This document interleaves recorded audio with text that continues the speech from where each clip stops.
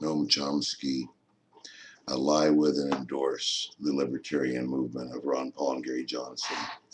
You have said that the entire concept of deregulation would create a even worse corporatist state. But you need to counter his response, which is that actually big government is exacerbating crony capitalism. Is this true or not? Number one. Number two, his basic plan involves devolving to the states. Are you stuck in the 1960s? Do you really think concentrating things centrally is better than devolving to the states now? Do you really think that anyone who wants an abortion is going to want to live in Mississippi? That's a joke. And Obama is just the slightly less right wing of, well, I don't even want to call it right wing, because all this stuff with Ron Paul reminds me of my grandfather from Montana, who was such a small government conservative that he considered going to California to protest too much from Oregon, and that you should mind your own business because Californians know how to run their own place just fine by themselves. So there was a time when there were people that were so much nicer than these neocons that were small government people. So it's just very much a civic duty of yours after your long career.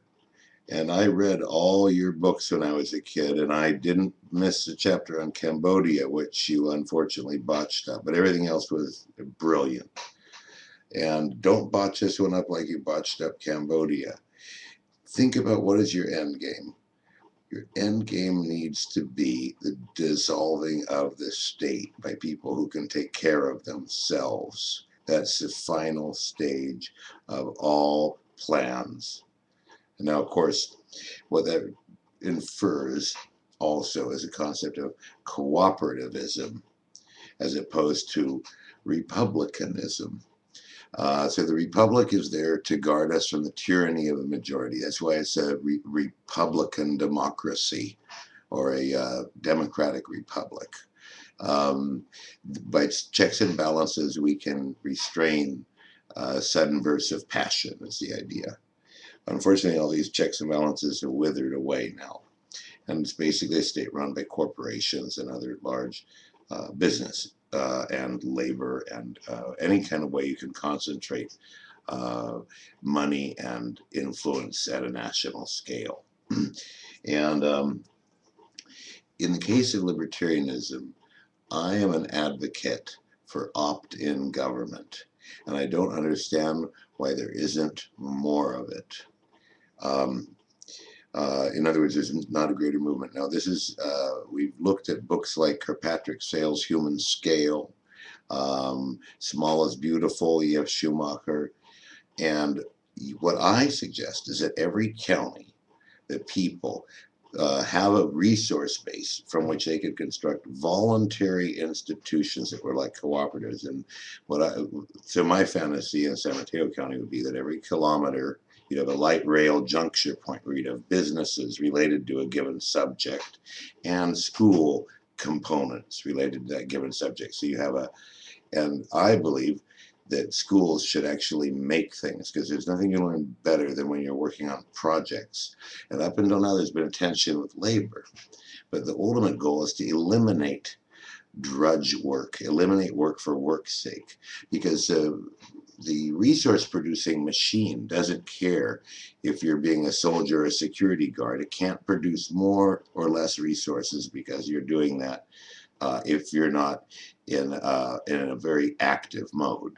In other words, there's a role for non-productive workers to guard production from depredation, but we have a cyclical problem here where by investing too many of our people into the wrong things, we end up with other people trying to rob us.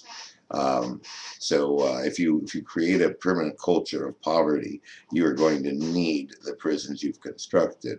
But had you thought a bit about how to do things, you wouldn't need these prisons in the first place, because it's absolutely absurd that there's any poverty in the United States when you consider what we were in the 70s, and then just add computers.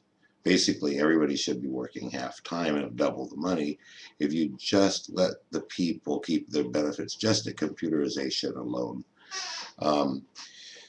So in my view, we can create opt-in structures, and if those opt-in structures exceed, let's say, the fourth quintile, then you can eliminate property taxes for school. You can eliminate all sorts of different taxes.